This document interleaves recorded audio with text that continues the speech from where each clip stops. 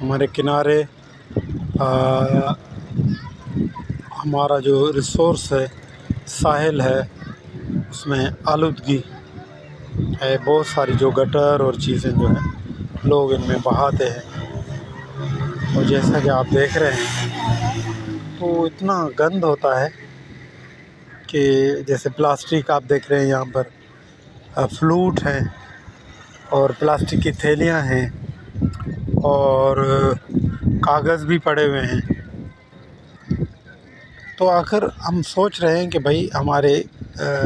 لوگوں کو شعور کب آئے گا، اور یہ کب اپنے ان ریسورسز کو اپنا سمجھیں گے، ان کی اونرشپ کریں گے، ان کی مالکی کریں گے، اور کب ان کو یہ ذہن میں بیٹھے گا